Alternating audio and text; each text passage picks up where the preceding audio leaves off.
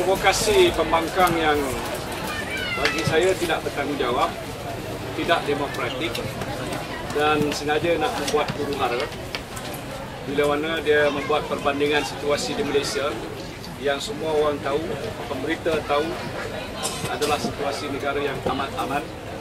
Bukan dia aman, makmur, membangun dengan pesat, rakyat jelata menikmati kemajuan yang agak tinggi. Jadi bila nak membandingkan Malaysia dan negara itu, dia boleh buat perbandingan. Tetapi sebenarnya bukan satu perbandingan yang betul. Apalagi bila dia nak membuat provokasi. Ini macam bermain dengan api lah. Memprovokasi rakyat supaya bangkit dan bangun untuk menentang kerajaan. Untuk rebel pada kerajaan. Sedangkan di sini situasinya tidak begitu. Rakyat berpuasan. Tidak ada perasaan begitu orang kata boleh mencetuskan keadaan yang huru-hara. Rakyat menghargai keamanan dan rakyat tahu ada saluran-saluran yang mereka boleh gunakan untuk menyampaikan apa-apa pandangan ataupun perkara-perkara yang diperlukan perhatian oleh pihak kerajaan. Lagipun kita mengamalkan sistem demokrasi yang segar, di mana setiap 5 tahun ada pilihan raya. Pembangkang sudah masuk dalam pilihan raya, dia menang juga. Kita pun ada juga, kita menang dalam pilihan raya kecil. Dia pemenang, kita pemenang. Dia kalah, kita pun ada kalah. Jadi dari segi amalan demokrasi itu sudah cukup untuk membuktikan bahawa negara ini negara yang demokratik, negara yang tidak dijalankan atas dasar autokrasi, diktatorial, macam kalau dibandingkan presiden sebuah negara dengan Perdana Menteri di Malaysia, tak boleh nak buat perbandingan. Sistem kerajaan di sana dengan apa yang kita lakukan di sini. Parlimen kita yang dikata aktif, sesi-sesi perbincangan yang dibuat secara tersusun, undang-undang yang kita luluskan dan kita kuasakan. Jadi bagi saya tujuan lain tidak ada kecuali untuk menimbulkan keadaan porak-poranda. Dia lebih seronok kalau negara ini hancur, dia lebih seronok kalau negara ini ada krisis ataupun pertembungan antara kaum. Dia nak membuat provokasi itu. Jadi bagi saya itu suatu sikap yang amat tidak bertanggungjawab. Kita nak bagi amaran, jangan main dengan api. Do not play with fire. Jangan main dengan api yang bahaya. Sri, malam tadi Datuk Seri Anwar Ibrahim dan Umi Hafidah ada buat ceramah. Anwar tidak menjawab apa yang dibangkitkan oleh Umi Hafidah. Sebaliknya dia tuduh Umi Hafidah ni dibayar oleh BN untuk Siapa yang bayar? Umi Hafidah dia sendiri datang sini nak bagi penjelasan tentang apa yang dia tahu tentang hal Anwar Ibrahim, tentang Azmin dan lain-lain lagi. Sewajarnya kalau Anwar berpendapat itu suatu pembohongan ataupun satu fitnah, dia dah ada di situ, dia jawab dengan jelas mengatakan ini fitnah dan tidak dia lakukan dan sebagainya.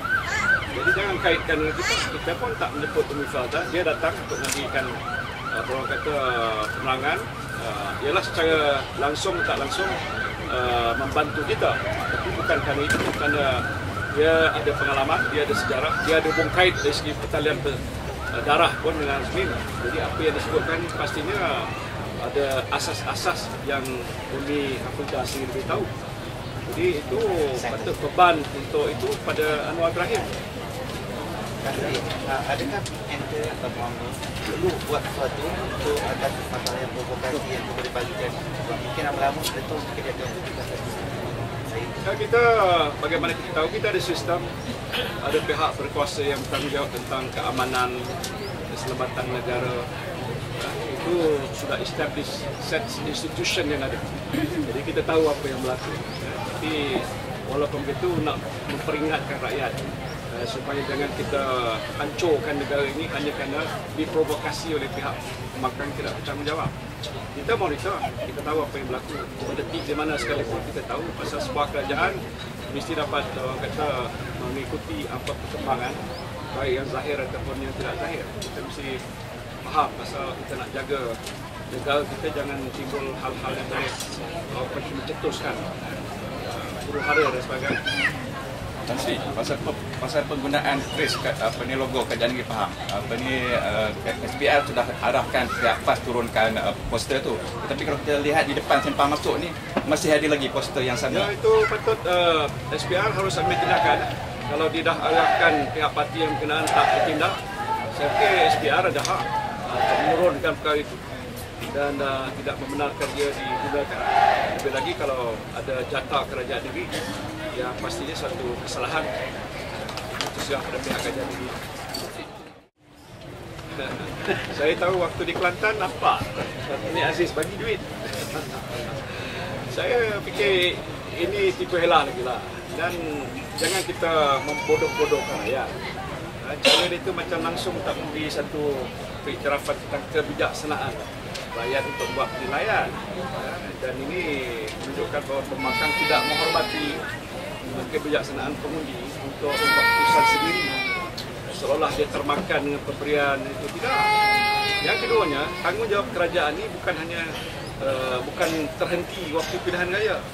Bila saya datang sini, Tok 4 ini pun kata masjid saya dah rosak dah sini. Takkan saya kata tunggulah pilihan raya masuk.